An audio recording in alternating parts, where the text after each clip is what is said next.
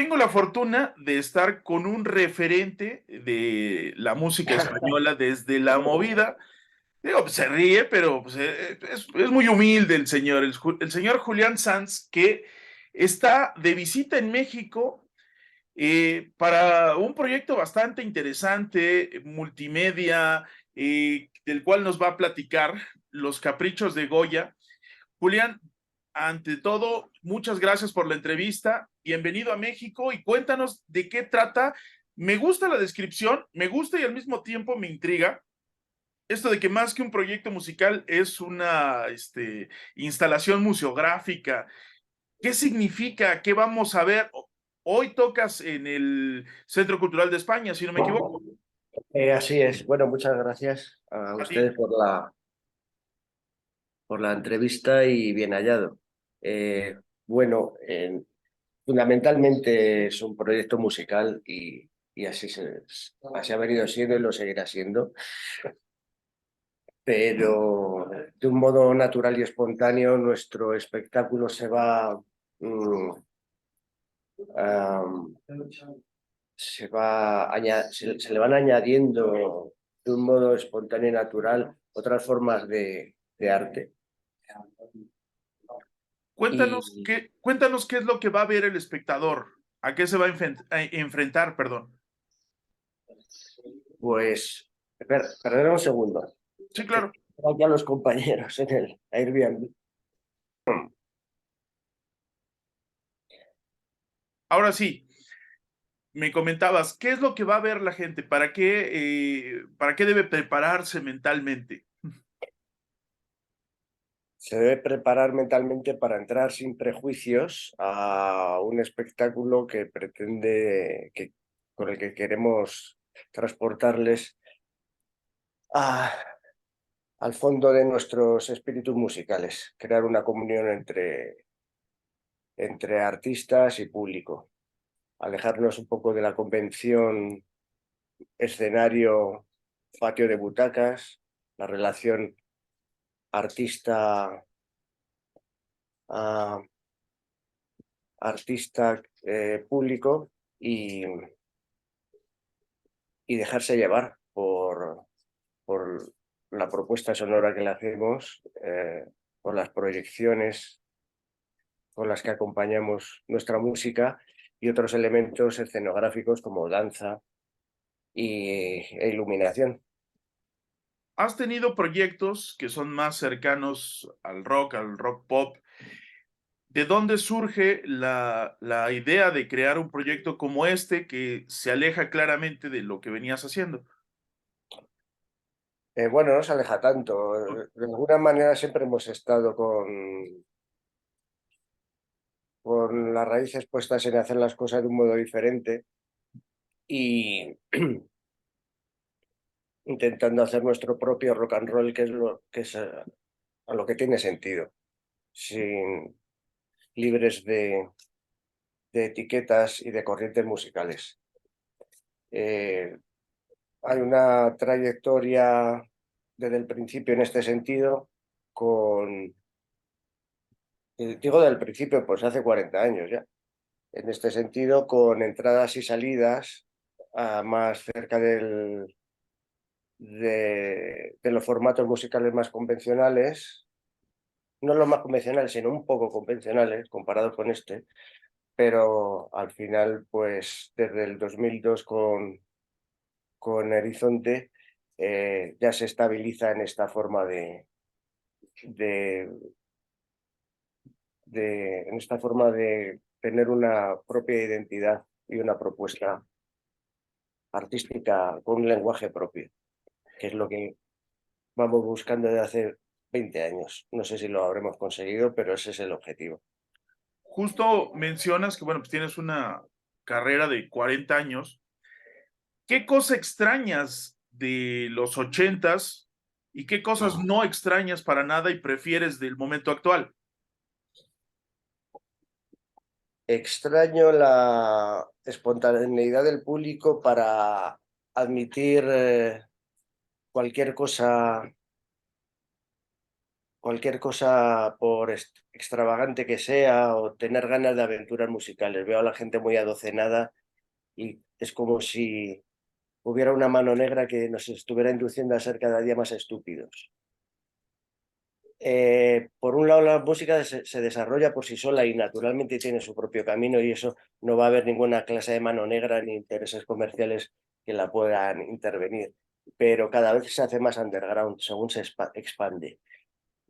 Basta recurrir a las listas de éxitos de eso, de hace 20, más de 20 años, para ver cómo había éxitos a nivel de masas que con unas clases de sonidos y de músicas que hoy en día serían impensables. Está todo muy adocenado, muy uniformizado.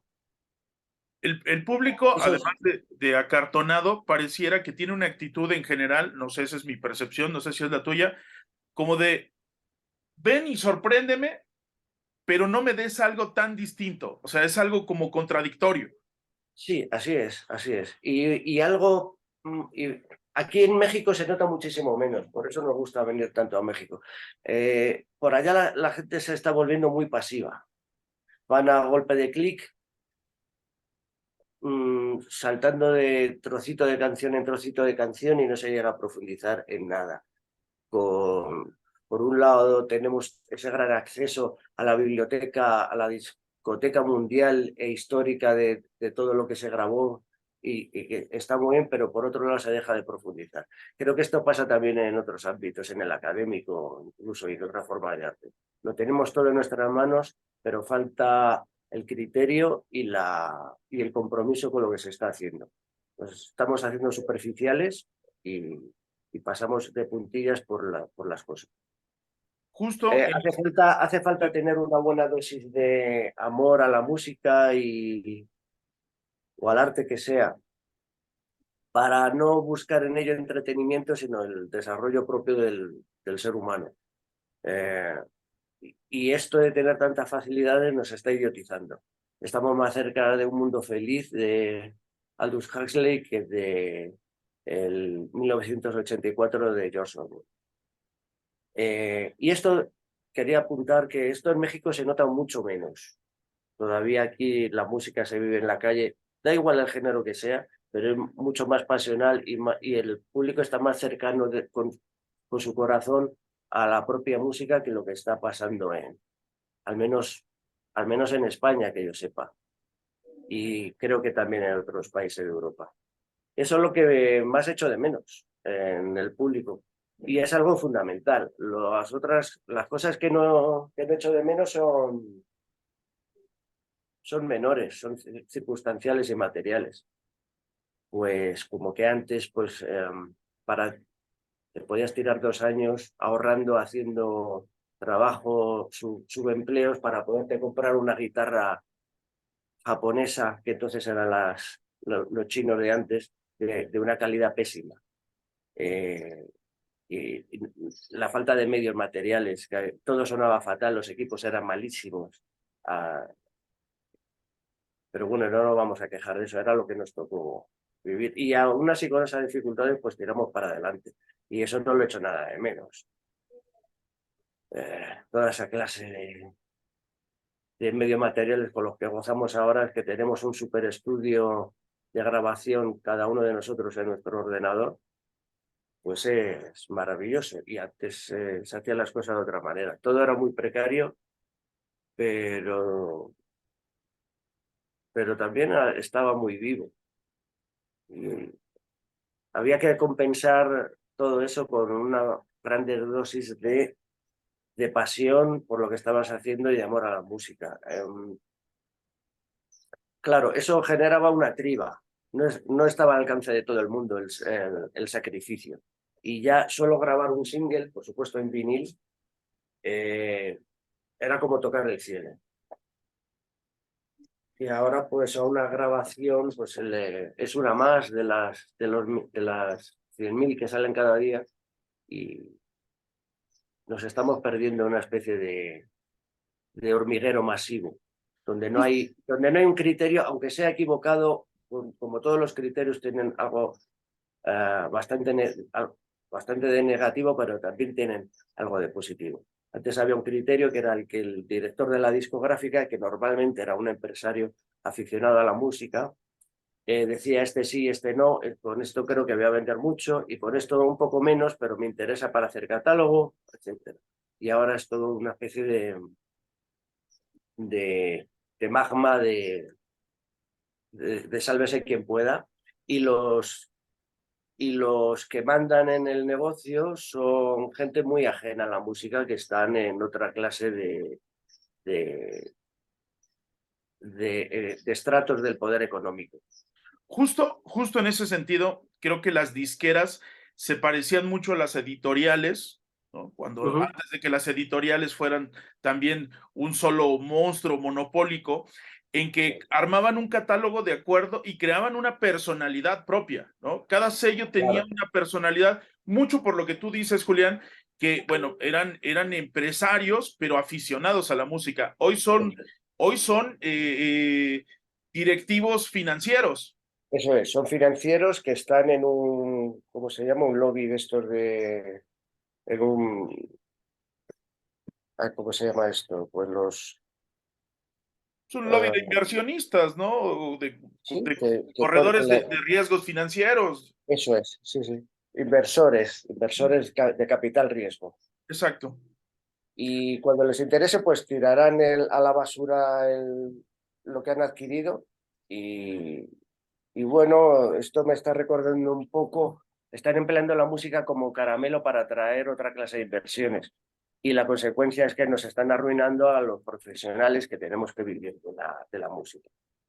Esto me está recordando un poco cuando al menos en Europa, se desarrolló enormemente los hipermercados que venden de todo, tipo Carrefour o estos mall que antes no había en Europa, y ponían como gancho para que entrara el público los discos a precio de costo y los publicitaban. Perdían dinero con ello y sin importarles que, o sea, como una especie de depredación del ecosistema, Ujú. porque su negocio es otro.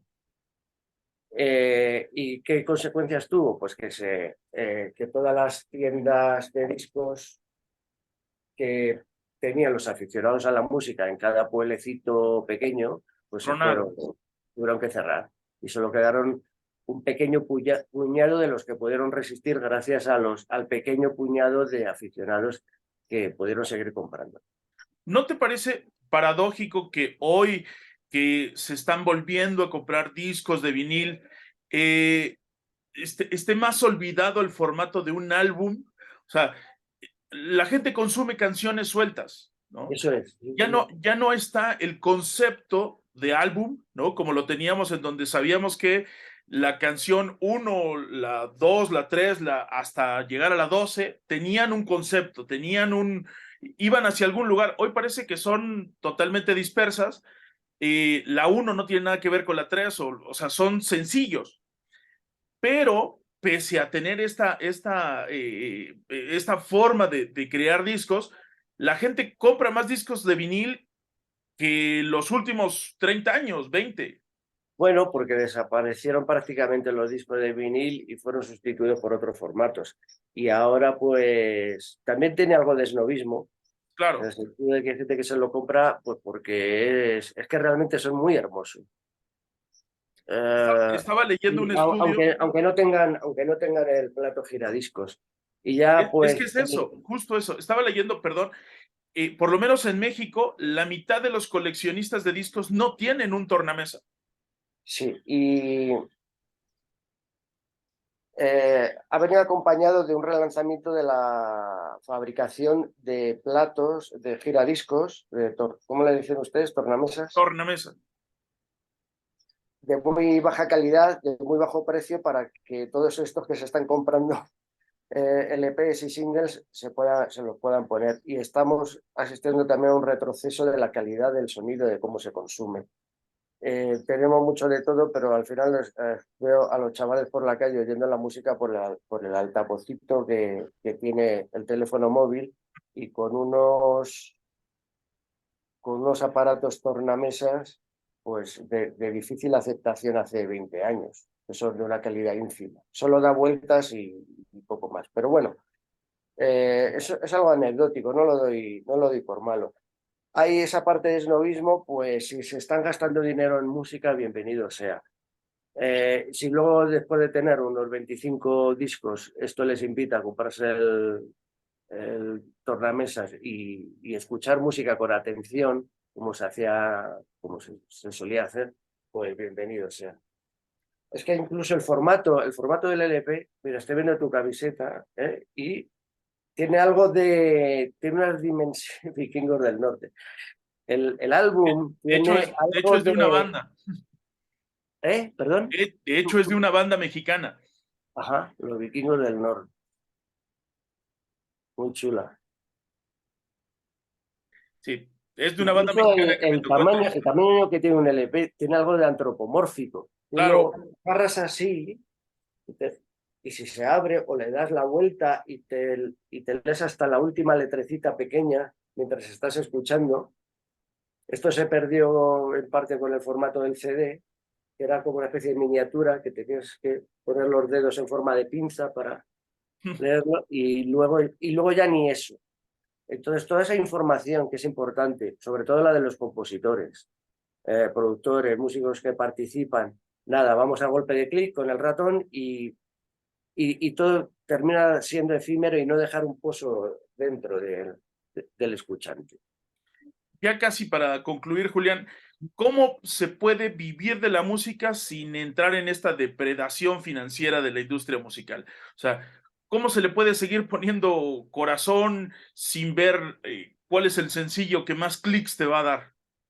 Bueno, es harto complicado y casi todo esto que estamos diciendo ha venido en detrimento y perdón por emplear un término económico, de una especie de clase media de la música. Mm. Había muchos estratos económicos en la música y ahora solo las megaestrellas siguen siendo megaestrellas, no ganan tanto como antes, pero tienen ese estatus y luego hay una pequeña clase media que se ha comprimido enormemente. Y luego todo lo demás se ha degradado al nivel de aficionado prácticamente. Eh, es muy difícil vivir de ello. Casi toda la gente que yo conozco, casi todos, tienen que combinar el trabajo musical con algún otro trabajo alimenticio o con ayudas familiares o pues toda una casuística de cosas. Y luego pues, es muy intermitente. Hay veces que puedes vivir de ello, otras veces no, y va por rachas. Es difícil. En fin, bueno, sin ánimos de deprimirnos, mejor, No, no, eso. pues, no, es el mundo que nos toca vivir hoy en día. Cuéntanos, hoy estarás en el Centro Cultural de España, ¿a qué hora? Y después de esa presentación, ¿qué otras más tienes en México? Bueno, hemos estado en Morelia, en el Centro Mexicano de Música y Arte Sonoro. Es un referente para nosotros.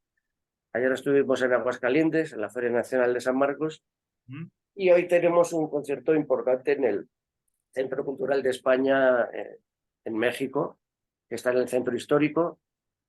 Es un magnífico auditorio que suena muy bien. Yo ya he tenido ocasión de tocar allí como teclista de Corcovado. Eso es a las 8 de hoy.